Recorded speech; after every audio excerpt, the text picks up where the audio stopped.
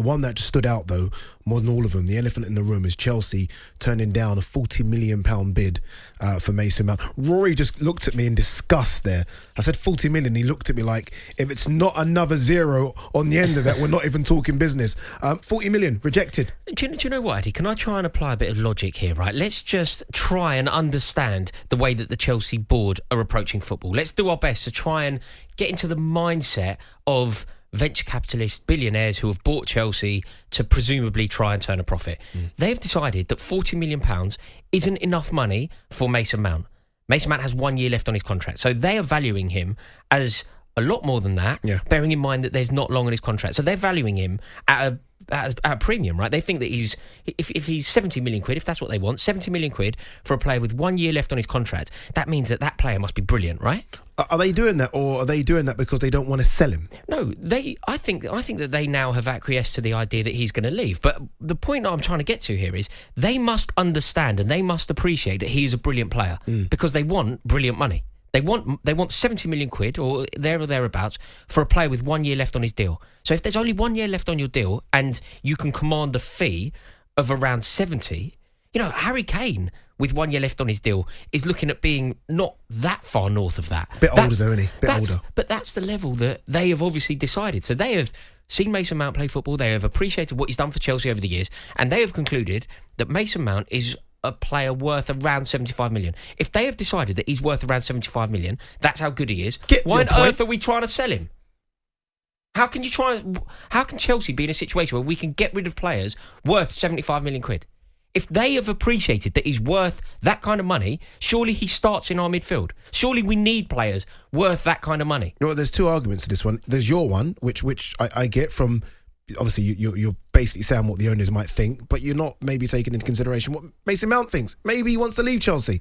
Maybe he's looked at what everyone's getting at Chelsea and thinks, I deserve a bit more money. Those up the road will pay that. No, maybe he wants to leave. That's the issue. If Mason Mount does want to leave, obviously we need to listen to his concerns. But I would then want to explore the reasons why he wants to leave. And I think, presumably, the reason he wants to leave is because he's had a look around the Chelsea dressing room and he's seen Kalidou Koulibaly come and earn over 300 grand a week. He's seen Raheem Sterling come and earn over 300 grand a week. He's seen Aubameyang come and earn over 300 grand a week. And Mason Mount is thinking, I deserve something similar to that. He's won the Champions League with Chelsea. He's been Chelsea Player of the Year twice. He deserves for there to be parity with Chelsea's top earners and him. And the board have decided that he is not that. Therefore, he feels he has no option but to leave.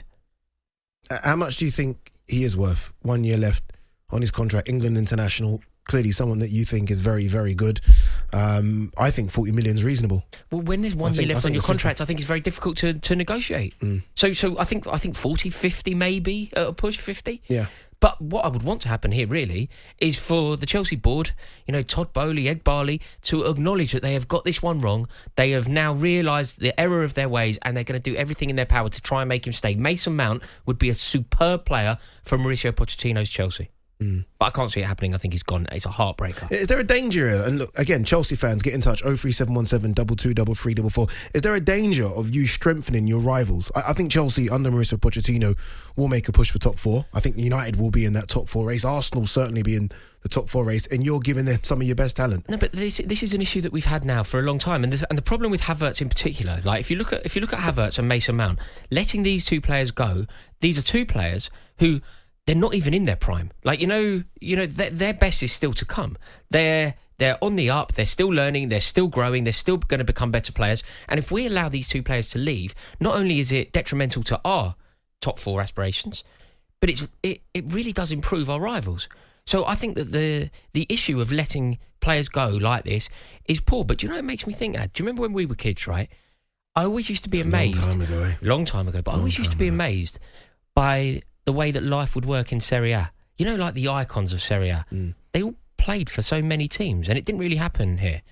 Like, there was the odd outlier, but generally speaking, we didn't have a situation where Eric Cantona played for Manchester United and Arsenal and Liverpool. But a similar situation in Italy, we did see some of the icons of Italy sort of move around to the biggest clubs.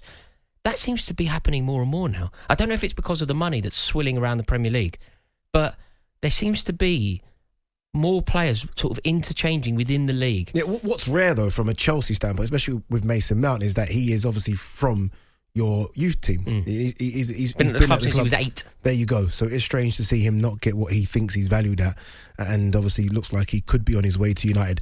First offer's rejected, they're going to come again. You are going to agree a fee. That will happen during this transfer window. Mason Mount, I believe, will play for Manchester United next season, and I still find it very, very strange.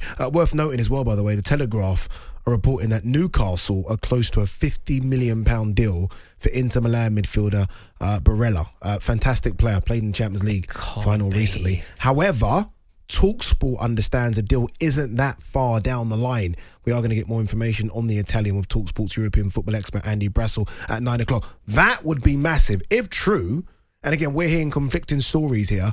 We do have a source close, I like doing that, close to the Newcastle camp. But if that is true, Barella for 50 million could be the bargain of the transfer window.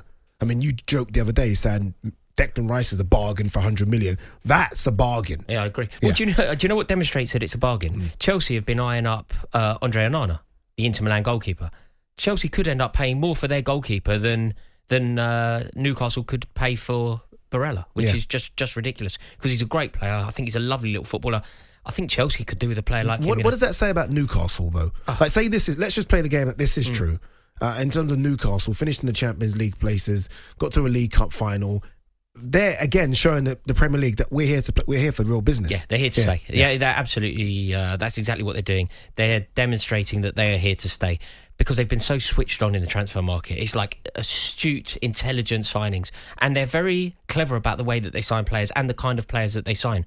They sign players who really do buy into the Eddie Howe philosophy. Like, I've seen Eddie Howe, obviously he's done a lot of work. He went over to learn his craft from Diego Simeone, didn't he? And he speaks quite openly about intensity. I think they've got it plastered on the wall, actually, at the training ground. It says something like, our identity is intensity. And they're like really into like playing that intense football. That's Barella. That is Barella. That's Barella, isn't it? Literally, he's box to box. Jorginho, obviously a player that you know well, actually described him as Kante-like. Yeah, I don't think that's particularly wild. I as a Liverpool fan, hope that rumour is false. I have to be honest, but we will speak to Andy Brassel a bit later.